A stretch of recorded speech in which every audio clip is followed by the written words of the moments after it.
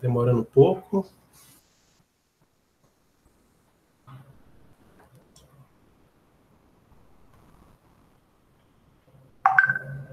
Gente, todo mundo vai receber um pedido de gravar. Ah, já foi. Deixa eu fechar aqui, só um minutinho.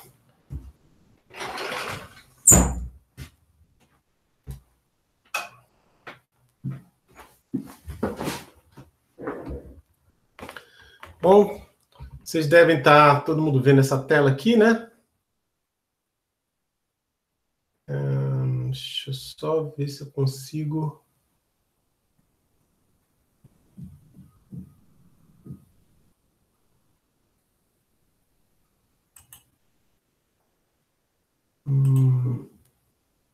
Aqui agora. Beleza. Consegui ver vocês aqui. Quem puder, por favor, deixa a câmera aberta, que ajuda bastante na aula para mim.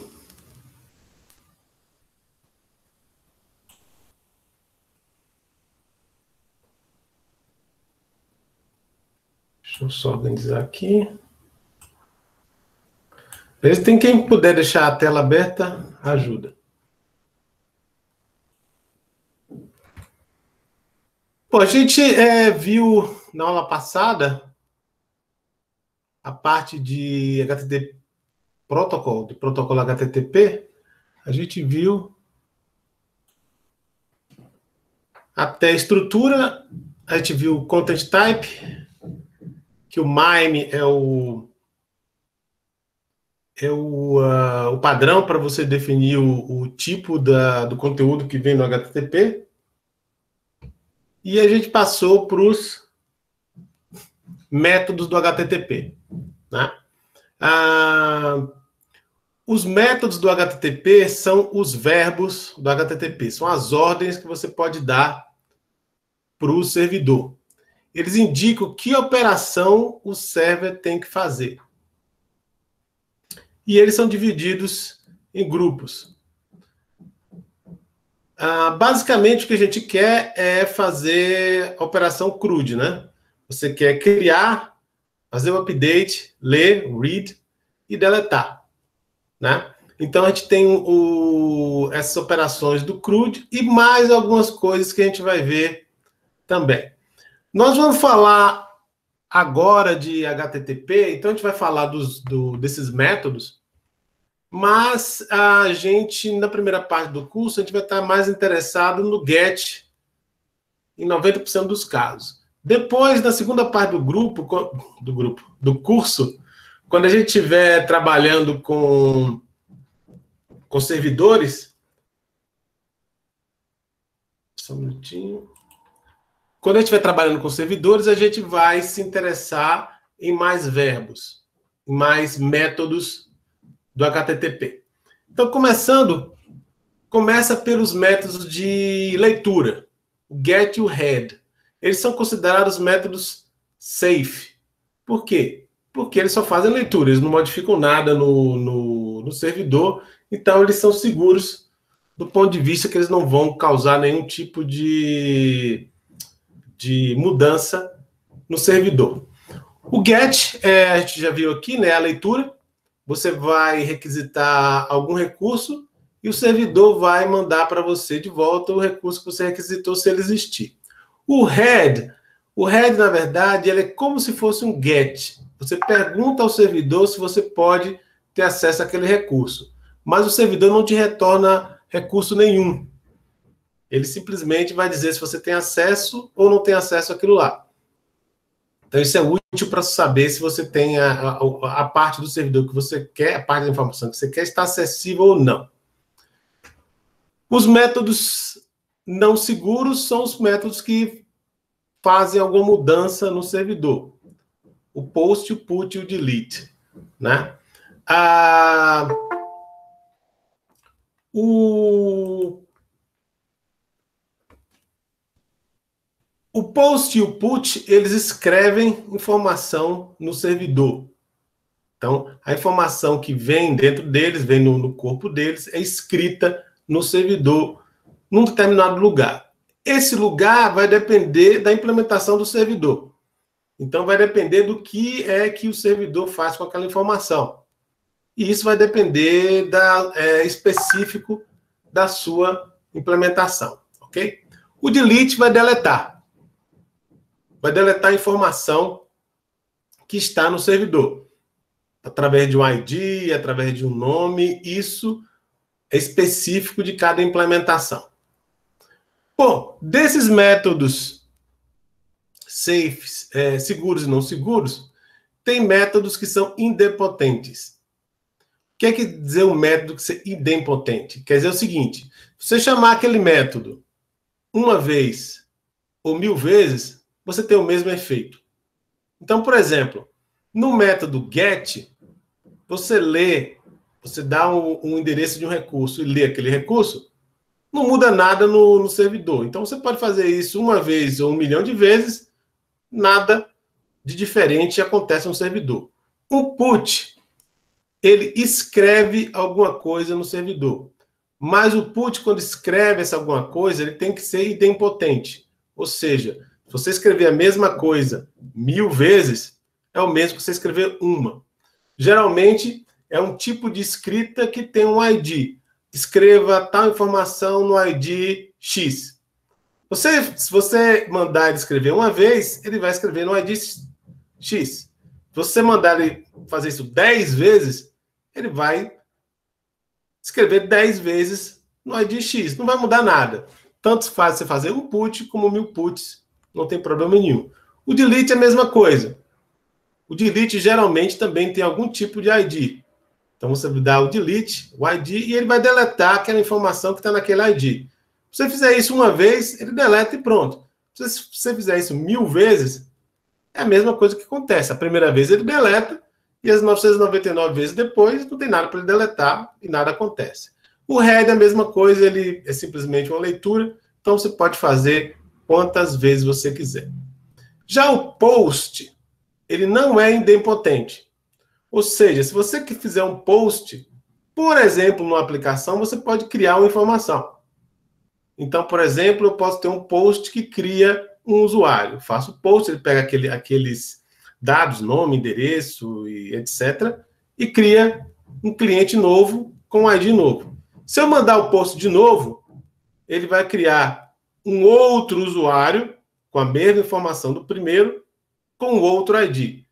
Se eu mandar 10 vezes, ele pode criar 10 usuários. 1000 vezes, 1000 usuários. São 1000 usuários iguais, mas com IDs diferentes. Ou seja, ele não é idempotente. Você chamar ele 100 vezes, você tem um efeito. Se chamar ele 900 vezes, você tem outro efeito. Você vai criar muito mais... no caso desse exemplo, muito mais usuários. Beleza. Essas são as regras. Ok? O problema é que o protocolo HTTP não tem nenhuma maneira de testar se você está seguindo essas regras ou não. Ou seja, ele existe como protocolo, ele vai considerar o que eu falei, essas regras, quando ele estiver fazendo um get, um head, um post, um delete, e as coisas vão seguir no melhor caminho se você seguir as regras, ok? Mas nada impede de você pegar um get e ele deletar alguma coisa. Você pode, no seu servidor, você está implementando o HTTP, você pode, num get, deletar uma informação. Você pode, num post, ler uma informação. Você pode, num put, fazer ele não idempotente. Ou seja, se eu fizer o put 3 vezes, eu crio 3 usuários. No delete, eu posso simplesmente criar um usuário novo. Eu posso fazer tudo isso se eu quiser. Porque as regras do HTTP, eles não são... ele não testa, o protocolo não tem como testar se você seguiu elas. Mas não faça isso. Bom, no curso, se você fizer uma coisa dessa, você vai receber uma nota bem ruim. claro. Mas na vida real, o que acontece é que você vai ter dois grandes problemas. O primeiro é, todo mundo que vê o seu serviço, você implementou um serviço, um web service, faz get, post, put, delete. Todo mundo que vai ver isso, todos os programadores, vão achar que você segue o protocolo. O get é leitura, o put é escrita idempotente, o delete é deletar e por aí vai.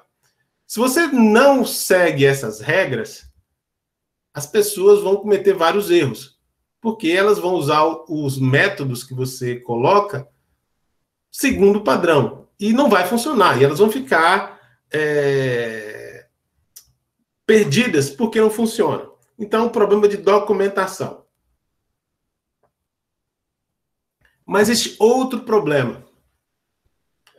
O HTTP, o protocolo, ele vai percorrer a rede. Então, eu faço o GET no cliente e ele vai até o servidor e depois o servidor me retorna essa informação. Tudo no meio do caminho entre o servidor e o cliente não conhecem a minha aplicação. Eles não sabem o que eu estou fazendo. Eles não sabem o que eu estou fazendo com o GET, com o header. Eles não sabem o que a minha aplicação faz. Mas eles sabem o que o protocolo HTTP faz. Então, eles sabem o que é um GET, o que é um POST, o que é um PUT. Então, os roteadores, os proxies no meio do caminho sabem isso. E eles vão tentar ajudar no processo. Por exemplo, um GET.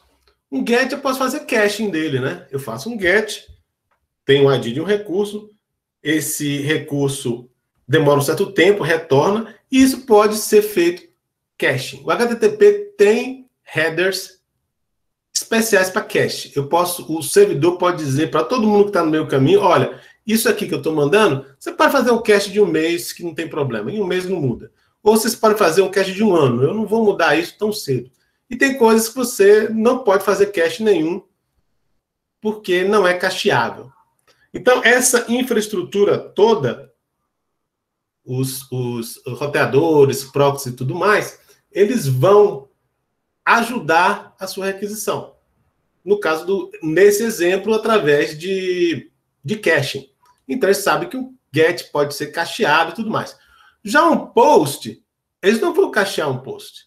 Porque eles sabem que o POST ele não é idempotente e faz diferença se o servidor receber um POST, 3 POSTs, 4 POSTs. Então, toda a maquinária do meio do caminho não vai fazer cache em POST.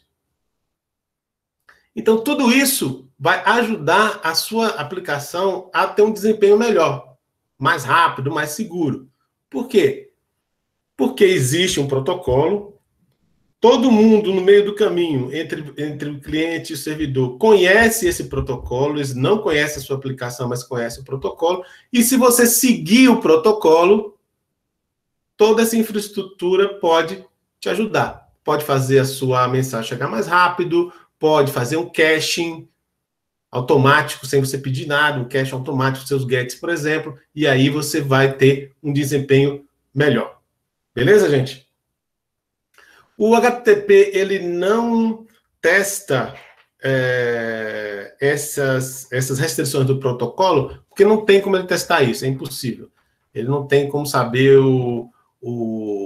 se você deu um put, se você der outro put, vai ser idempotente ou não vai ser idempotente, não tem como ele testar isso na sua aplicação.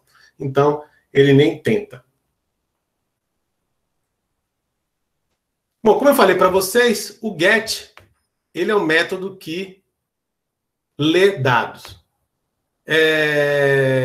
Você vai mandar algum tipo de recurso.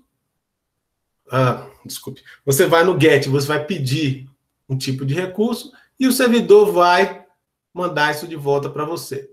Então, por exemplo, aqui a gente tem uma request. Então, http://www.people.com, blá, blá, blá, profiles. Então, isso aqui é o identificador do que eu quero. E aqui eu estou mandando duas variáveis. Então, eu estou mandando uma variável chamada ID, que é 1935, e uma variável chamada lang, que é inglês. Então, aqui é a requisição. dentro do HTTP. Na primeira linha, a primeira coisa que eu tenho é que isso aqui é um GET, eu estou dizendo que isso aqui é um GET, e estou passando a minha URL. A query strings não são mandatórias, né?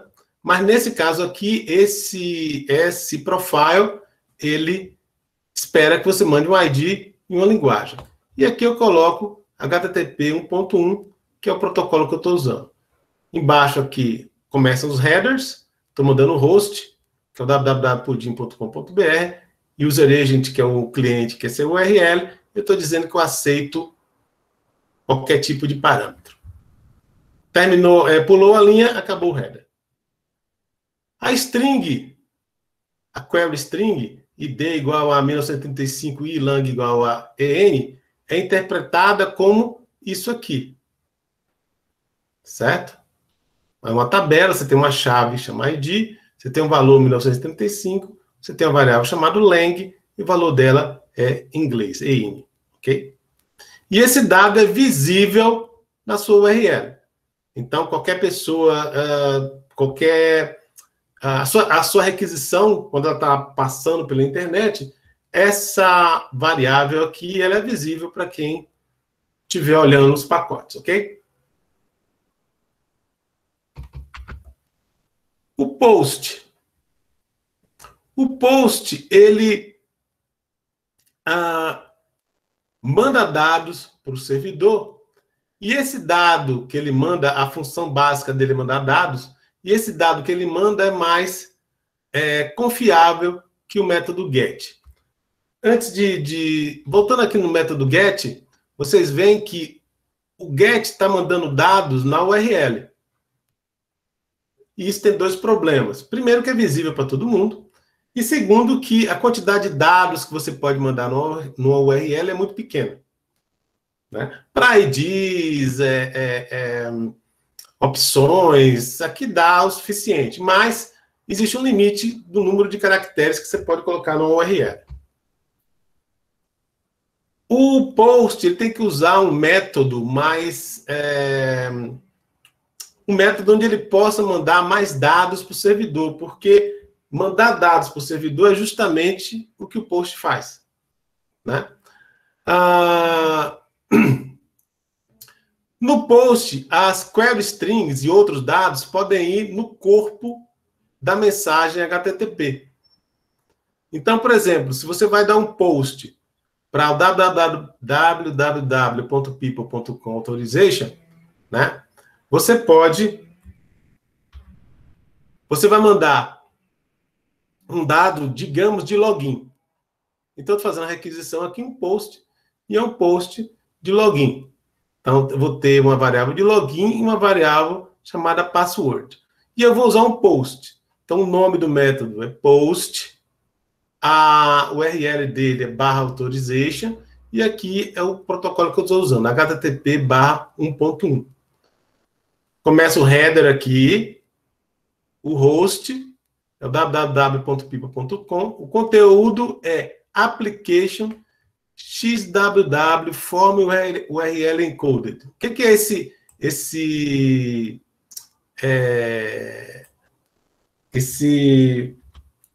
tipo de aplicação? Eu estou dizendo que dentro do body, vai uma string codificada como se fosse uma URL. Ou seja, eu vou usar aqui, ó, dentro do body, a mesma codificação que eu uso no URL. Ok? Ou seja, é como se eu pegar a query string que iria aqui, eu mando ela aqui dentro do body. Eu posso fazer isso com post e não posso fazer isso com get. Ok? Então, eu estou avisando ao servidor, olha, o que tem dentro desse body aqui é uma string, e essa string está codificada como se ela tivesse como se você tivesse várias variáveis sendo mandadas numa URL. É o único método que eu posso colocar aqui? Não, eu posso fazer vários outros. Eu podia mandar como JSON, por exemplo. Eu podia mandar como texto, eu podia mandar como binário. Aqui, no caso, eu decidi mandar como URL encoded. Tem o tamanho, são 20 caracteres. Pulou a linha, acabou o header, e aqui começa o body. Certo? E essa query string aqui, né, vai ser interpretada como uma chave login, nome Caio, e uma chave password, valor 1234. Certo? Esse dado aqui, esse conteúdo não é visível na URL. Ou seja,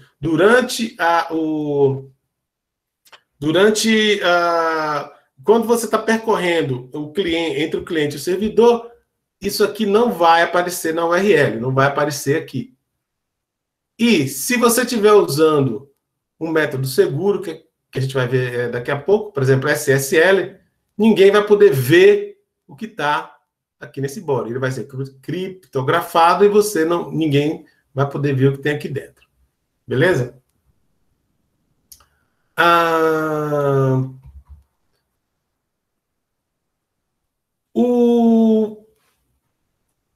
Você pode perguntar o seguinte: aqui o post está sendo feito para leitura ou para escrita? Aqui ele se torna meio vago. Você autenticar um usuário é uma leitura ou é uma escrita? Né? Eu posso autenticar o usuário e mudar alguma coisa no servidor, né? Ele pode anotar uma tabela que aquele usuário lá está autenticado. Então, seria uma operação de escrita. Ou eu posso logar ele como... Eu simplesmente entro lá e ele me dá uma token, um código. Isso está mais parecido com leitura. Note que o protocolo HTTP não se importa com esses detalhes. É você que vai ter que se importar. Isso fica melhor implementado com post ou com get. Tem vezes que alguns aplicativos quebram alguma dessas regras por razões práticas. Por exemplo, numa Triple Store, que é um banco de dados para você ler triplas RDF, é um banco de dados que retorna um grafo, ou um subgrafo de um grafo maior. E para você fazer a query, que seria uma operação de leitura, você tem que mandar informação para o servidor. Eles permitem que você use um GET. Nesse caso, a sua query vai... no caso do GET, a sua query vai na URL. Ou eles deixam que você faça isso com um post. E no caso, essa query vai dentro do post. Por que eles fazem isso? É que, às vezes, você pode ter uma query muito grande. Você pode ter um arquivo razoavelmente grande que é a sua query. Boa parte das queries são bem simples, sei lá, 10 linhas, 20 linhas. Pode ir tranquilo numa URL. Mas tem algumas queries mais complicadas que são razoavelmente pesadas e não caberiam numa URL. Devido a isso, você usa, nesse tipo de aplicativo, você usa um post, mas, na verdade, você está fazendo uma leitura. Ok? Nesse caso, tem uma razão bem importante para você quebrar essa regra, né? Então, o pessoal entende. E, de novo, o protocolo HTTP não vai se importar com isso. Ele não vai checar o que você está fazendo com o post. Né? E se você tem que quebrar uma dessas regras por alguma razão muito forte como essa, isso deve estar muito bem documentado na sua API. Da documentação do seu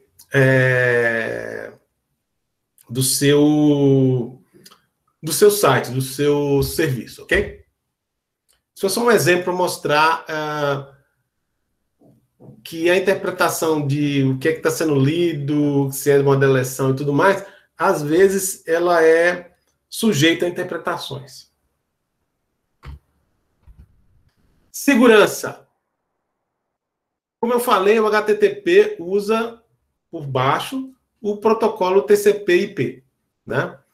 E o protocolo TCP/IP, ele não é seguro. Por exemplo, você pode interceptar os pacotes que alguém está mandando, né?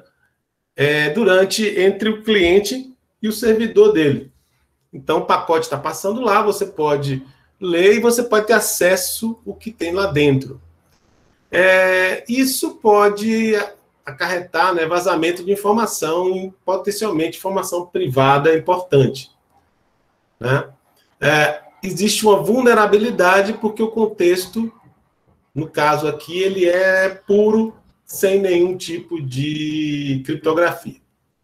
Mas, você, em vez de usar o HTTP, que é baseado no TCP/IP, você pode usar o HTTPS, que é a mesma coisa que o HTTP, só que ele usa um padrão chamado SSL para mandar as mensagens dele.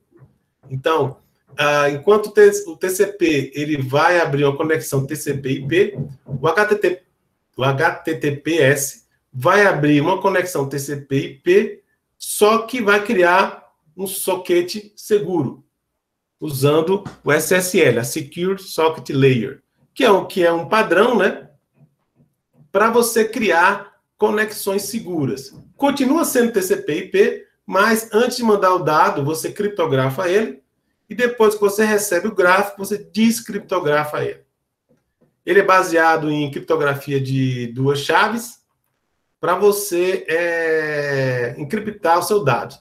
Criptografia de 2 chaves é que você tem uma chave pública e uma privada. A pública, como o nome diz, todo mundo usa para criptografar a informação que manda para você, mas só você, com sua chave privada, consegue ler o conteúdo. Então, eu posso mandar o meu conteúdo para você e ninguém mais vai poder saber o que tem ali dentro, a não ser você. A intercepção não é mais um perigo. Não quer dizer que a pessoa não possa interceptar. Ele continua passando nos pacotes, eles podem ser interceptados. Mas a pessoa não vai ter acesso ao conteúdo porque ele está criptografado. Desde que as chaves privadas e públicas sejam trocadas de maneira correta, de maneira segura.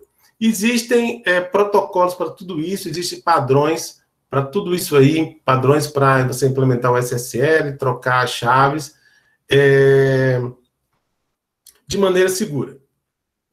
Eu só faria um parêntese, cuidado, seguro é uma questão relativa. As chaves que são usadas hoje nos browsers não são de extrema segurança. Elas começaram com 64 bits, o que é uma segurança muito pequena. Ultimamente, elas aumentaram. Eu não sei se elas foram para 128 ou 256 bits. Esse tipo de chave é útil para a maioria das coisas. Pagar um cartão de crédito e tudo mais. Mas se sua informação precisar de mais segurança, for algo que, por exemplo, se for roubado, o lucro de quem roubar vai ser muito grande, você deve pensar em outras formas de proteção. Ou, pelo menos, aumentar o tamanho das chaves que você usa no seu browser. E aí você vai ter que ver, existe todo um processo e todo um padrão para isso ser feito. Beleza? Alguma dúvida, gente? Professor, eu tenho uma dúvida. Tá conseguindo ouvir bem? Em relação ao CORS, né? Eu não sei direito como que funciona isso, mas é quando a gente usa HTTPS, né? A gente vai abordar isso aqui? Não? Vamos abordar. O CORS não tem nada a ver com HTTPS. Você pode usar CORS com HTTPS ou sem HTTPS. Ele tem a ver com a origem do seu JavaScript. É isso que ele quer dizer. Então, o browser testa para ver se aquele site, o JavaScript que aquele site disponibiliza, que sites ele pode acessar. É isso que o CORS quer dizer. Eu posso restringir que o JavaScript do meu site possa se comunicar apenas com o meu site, se eu quiser. Ele chega lá, ele só pode se comunicar comigo. Ou eu posso dizer exatamente para que sites eu quero que eles comuniquem. A, B, C, D. Ou eu posso abrir para todo mundo. Esse código JavaScript pode se comunicar com qualquer site. O CORS, ele é um header. Então, ele é implementado através de um header que manda informações para o browser para saber se eu posso ou não, em que sites o meu JavaScript pode rodar. Beleza? Então não tem nada a ver com SSL. Mais outra pergunta? A gente vai ver isso depois, quando estiver trabalhando com JavaScript. Mais alguma dúvida? Lembrando, gente, que não tem ninguém com a câmera aberta, só o Guilherme. E então eu não tenho como olhar. Eu já tenho, mesmo com a câmera aberta, já é difícil para mim perceber se vocês estão tendo dúvidas ou não.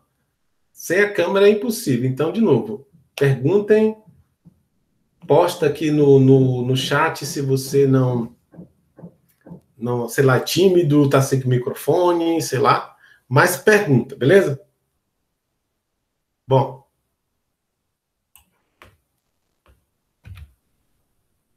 Eu quero fazer algo diferente agora. Vamos ver se dá certo.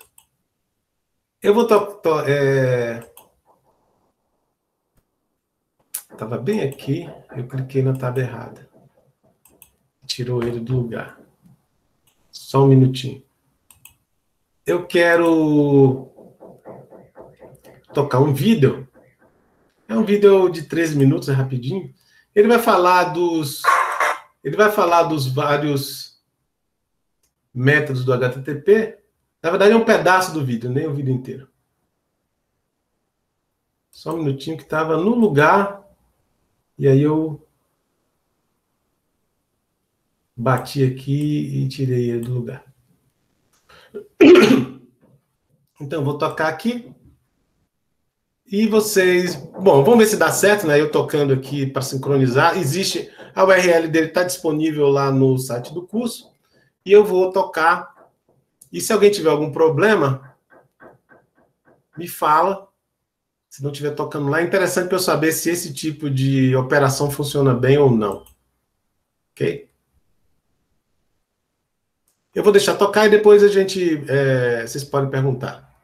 Você faz dentro de uma requisição, de uma transferência. Espera aí, desculpem, gente, que está em português e de uma transferência de mensagem entre cliente e server. A gente tem alguns principais aqui que são amplamente utilizados, né? Então, o que ele está falando é o seguinte, que esses são os métodos para você usar no HTTP, né? Ele vai falar de cada um deles e mais também sobre códigos de erro. Um usuário usa em uma API, que são eles. GET, que faz a busca de dados, então se você quer trazer uma informação específica, ou você quer trazer uma coleção de dados, você utiliza esse método de GET. Você tem o método de POST, que você faz o envio de dados e o server recebe e insere um novo registro em algum banco de dados, em algum mecanismo de armazenamento. Você tem também o PUT e o PATCH, que ele serve para atualização de dados, porém com algumas diferenças, que a gente vai entender um pouco mais na prática, mas o PUT você consegue mandar o objeto inteiro e o PATCH ele normalmente é utilizado para envio parcial de atualizações, tá? Você quer uma propriedade, alguma coisa específica. Então, o modo de atualização é um pouco diferente. E você tem o delete para deletar dados, seja isso físico ou não, tá? Vamos trazer agora um cenário real, né, de utilização do método de GET. Eu tenho essa vez o URL aqui, né, eu utilizo o método de GET quando eu vou fazer a requisição e escolho o recurso de vinhos. Então, é isso que acontece, né? O meu cliente está fazendo a requisição, ele escolhe o método, ele leva todos os parâmetros de requisição, né? Nesse caso aqui, não estou passando parâmetro nenhum, nem de query string, nem de nada. O server vai lá, faz o processamento que tem que fazer e retorna. Ou, então, eu posso utilizar, né, uma query string, como comentado anteriormente, e aí o server vai interpretar, além desse get geral desse recurso, quais são os parâmetros de filtro, né? Então, nesse caso aqui, eu estou colocando vinhos com no máximo 100 reais e do tipo branco, tá? E, obviamente, a resposta do meu server vai ser orientado para esse tipo de busca que eu estou fazendo. Então, esse é o comportamento esperado do server em si. Tá? Eu tenho também um GET que passa o ID, ou seja, o identificador único, como parâmetro da URL. Então, nesse caso, ao invés de trazer uma coleção de vinhos com uma especificação de filtro que eu mostrei anteriormente, eu quero um vinho específico. Então, por isso, eu coloco esse identificador único dentro como parâmetro da URL. Nota que aqui não é mais uma query string, então eu não tenho uma interrogação, eu não estou fazendo uma parodização de busca, eu estou simplesmente colocando o caminho exato na URL de qual o vinho que eu espero como retorno, tá? Então, esse é um outro tipo de get, que ao invés do parâmetro de query string, eu estou passando o identificador e com isso ele retorna o objeto inteiro do vinho que corresponde, né, a esse aí de 22, tá? Falando agora um pouco mais de post, normalmente ele é utilizado para fazer o envio de dados, conforme eu mencionei, né? E aí, fazendo uma simulação, vamos supor que eu tenho o recurso de vinhos, novamente, e eu vou utilizar o método de post. Então, ao invés de fazer requisição, só eu faço requisição e passo um body. Então, o body aqui é o corpo do vinho que eu quero inserir no mecanismo de armazenamento que está do lado do server, tá? Então, nesse caso, eu estou passando aqui o nome, o preço, o país e outras informações, outras propriedades do objeto, né? E quando eu recebo de resposta, normalmente é que o vinho foi criado. Então, eu posso desde receber, dependendo da API, eu recebo um status code, eu recebo o status code mais o corpo do vinho que foi inserido e por aí vai, tá? Mas na prática esse é o comportamento esperado. Você manda o post, o server vai lá e insere esse registro no armazenamento que está por trás. Agora vamos falar um pouco mais de putpad, né? Putpad, que é uma dúvida comum quando a gente comenta aí sobre o métodos do HTTP, tá? E vamos fazer uma simulação de cada um. Então, vamos supor que eu quero fazer um put desse registro aqui, né? Então, nota que o processo é parecido, eu coloco o recurso de vinho aqui na URL, né? Tenho minha base URL e coloco um body. Então, eu mando a requisição mais o corpo do que eu quero inserir. Por sua vez, né, o comportamento desejado aí do server, seguindo as especificações desse método, o server ele verifica se o dado já existe, né? Se não existir, ele é criado. Aí, se existir, ele atualiza o dado. Pelo menos a maioria das APIs que utilizam PUT e segundo a especificação, esse é o melhor modelo. Então, ele é um pouco mais robusto, né, do que o POST, porque ele faz meio que as duas operações e ele atualiza, né, caso ele tenha algum diferencial, enfim. Mais uma vez, depende da implementação do server, mas pela especificação é assim que o PUT funciona. Olhando o patch, ele é mais utilizado para atualizações parciais. O que isso quer dizer? Né? Seu modo de atualização ele já é diferente, porque além de você escolher o método aqui, o patch, você escolhe o recurso e especifica o identificador único. Tá? Por que você coloca o identificador único aqui? Simplesmente porque você vai colocar o body do que você quer que seja atualizado. Então aqui eu estou mandando só as propriedades que vão ser atualizadas. Isso é ótimo por questão de performance. Né? Então, se você desenha uma API que tem essa implementação do patch, você também vai estar salvando, economizando aí recursos de infraestrutura do seu lado, tá? Bom, fazendo requisição, a resposta é clara, né? Ele vai atualizar o preço aí do vinho 53, né? E caso haja modificações, tá? Ou esse é o funcionamento do patch. Por sua vez, o delete, ele tem também um papel importante que é de deletar dados, né? E como é que você utiliza ele na prática? Você coloca a especificação dele, né? Você especifica o método delete na sua requisição, você especifica também um identificador único, até para o server conseguir se localizar, e faz a requisição. Então, nesse caso, você não passa um body anexado a essa requisição. E, como comportamento esperado, o server vai lá e deleta aquele item e retorna um status code aí. Então, recapitulando, esses são os principais métodos que a gente acabou de entender e aprender aí dentro do conceito de APIs REST, beleza? Agora, olhando para status code. Só uma interrupção, gente. Novamente, isso é o que o método, o que o protocolo especifica. Tudo que ele falou é especificação do protocolo. Isso não é checado pelo protocolo. Então, é você que está implementando o protocolo que tem que checar que as coisas acontecem do jeito que o protocolo espera. Beleza?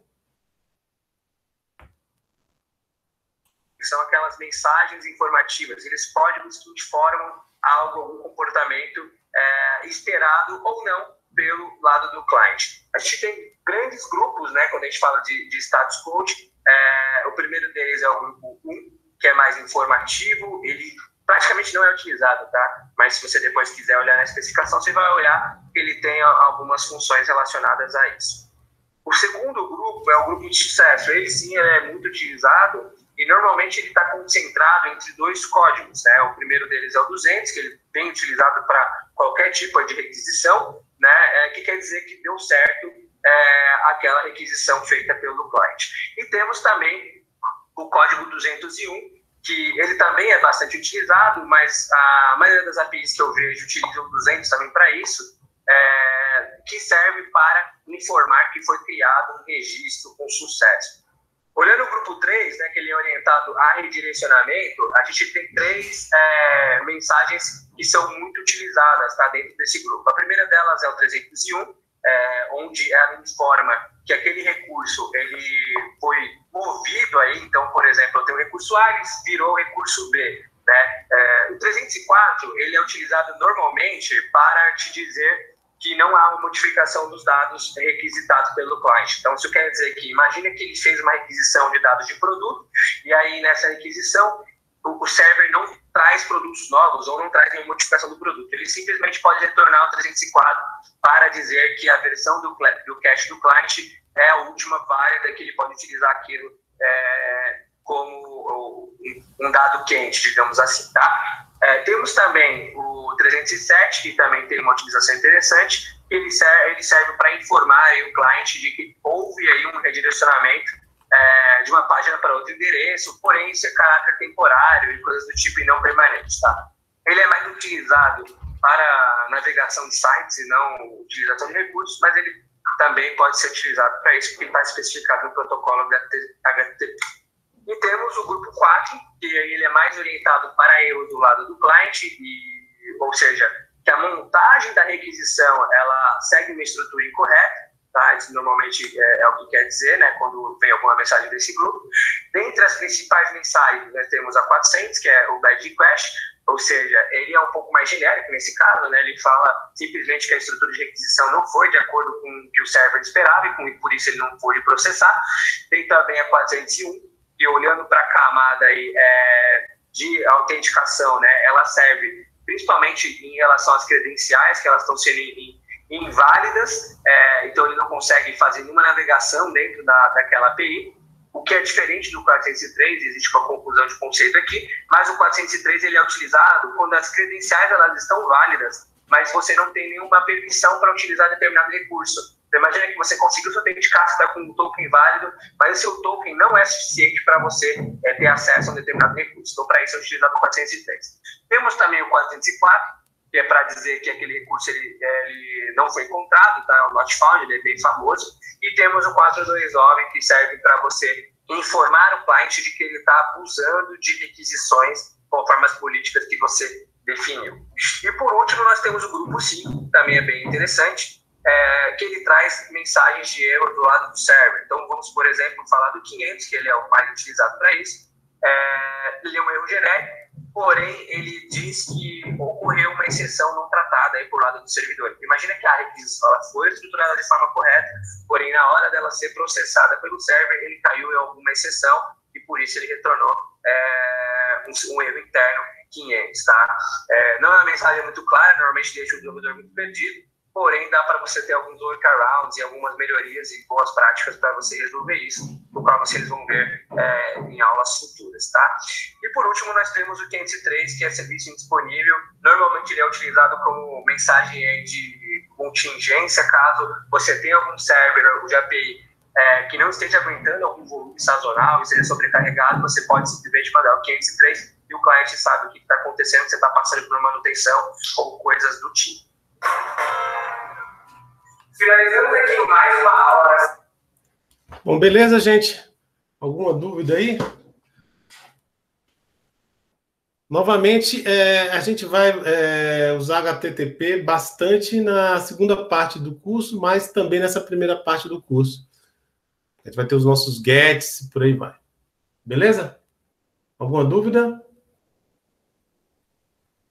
Bom, já que não temos dúvidas, vamos passar aqui para a tarefinha de hoje. Normalmente, as aulas da quarta vão ficar para resolução de exercício. Ou seja, eu posso ter algum material complementar que não deu tempo de ser visto na última aula, né? Mas, basicamente, eu vou ter um exercício aqui. Esses exercícios vão estar disponíveis antes da aula de quarta, e vocês vão poder já ter começado a fazer alguma coisa sobre o exercício. Então, eu espero que todos vão estar disponíveis na segunda-feira mesmo. Vocês têm a segunda, terça e amanhã da quarta para pelo menos dar uma olhadinha neles e ver o que é que está acontecendo, que dúvidas vocês têm e por aí vai. Esse de hoje é mais um esquenta. Ele vai valer nota, certo? Mas ele é um exercício razoavelmente simples. O que eu quero que vocês façam é usar algum desses dois serviços aqui para você realizar requisições no servidor. Então, aqui tem o post, get, delete e tudo mais. E a resposta vai ser... para cada questão, algumas têm perguntas mais específicas. Aqui, ó. Por que isso aconteceu? O que aconteceu? Por quê? Né? E outros, simplesmente, eu só quero ver um print screen para saber que você realmente fez a requisição. Né?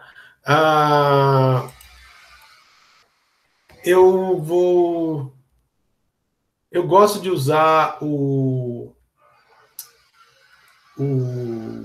Postman, mas você pode usar o que você quiser. Cadê o Postman? Oh. Uai, meu Postman sumiu. Ah, tá aqui. Eu já mostrei o Postman para vocês na outra aula. Está meio difícil de entrar. Ah, está entrando agora. Vai ser a minha máquina também aqui. Essa aqui não é um computador muito top de linha, não. Então, aqui está o Postman. E a ideia aqui é que vocês explorem ele. Eu não vou dar muito detalhe em cima dele, não. Eu quero que vocês aprendam como fazer um get, um post, como mandar uma credencial, por exemplo. Cadê? Tem algum aqui, ó. Como mandar o username e o password, né, usando o Postman, e por aí vai. Também o Postman tem um link aqui para ele. Vocês podem ir lá e dar uma olhadinha na documentação, blá, blá, blá. O Postman, ele faz parte de um produto pago, mas ele tem essa API aqui, isso aqui é gratuito, certo? Vocês podem downloadar, tem o Windows. De volta perguntando a data de entrega desse exercício. Quarta-feira que vem. Eu botei só uma semana porque isso aqui é bem fácil, né? Mas se vocês estiverem tendo alguma dificuldade, eu posso até dar uns dias a mais, não tem problema não. E aqui tem como é que você instala ele, aqui o download, né? Você instala. E que eu saiba, tem tanto para Windows, quanto para Mac, quanto para Linux. Eu uso Linux, como vocês já devem ter visto aqui.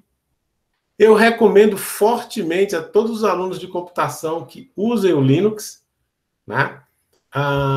Porque hoje em dia, boa parte do desenvolvimento é feito em Linux. Praticamente todos os servidores são Linux. Hoje você não tem muitos servidores Windows por aí. Porque você tem tudo em cloud e as clouds geralmente são Linux.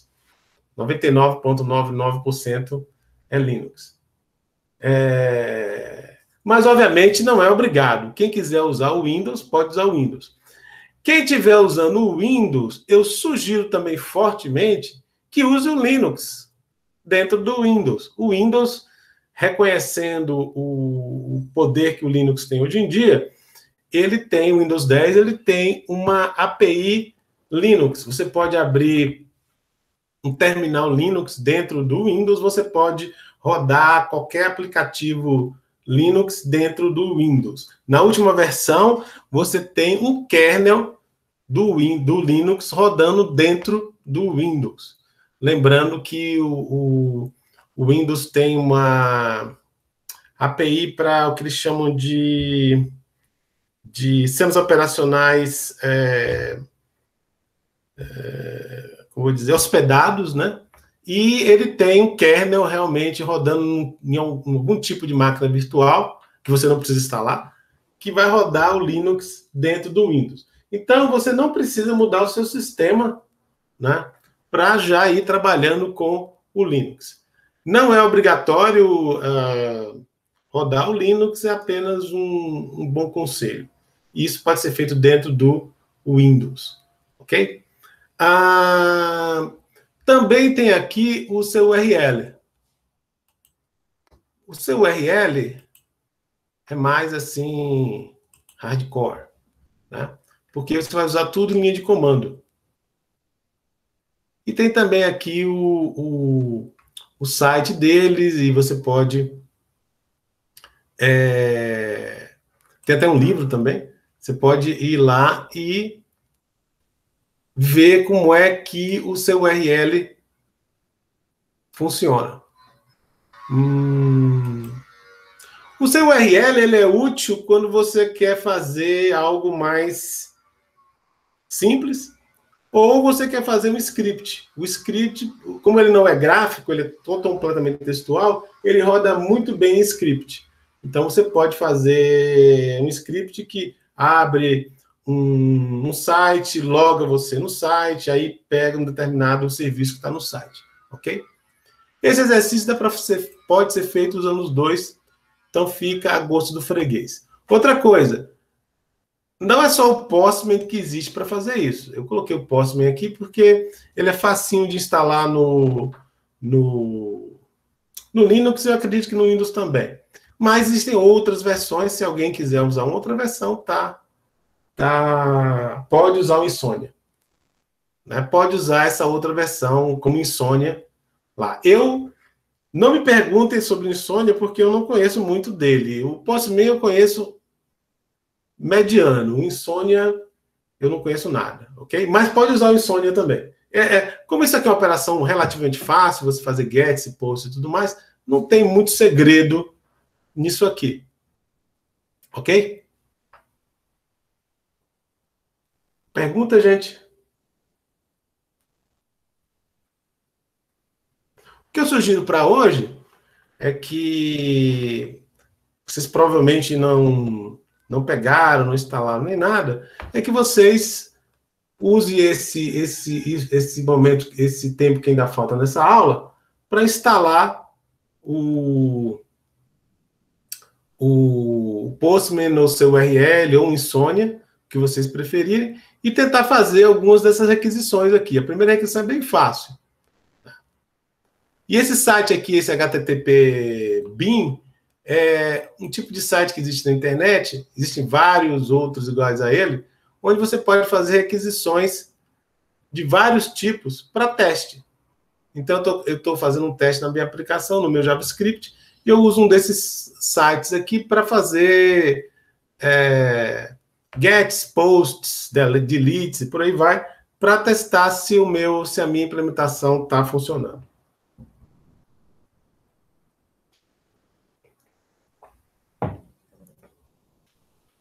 Perguntas?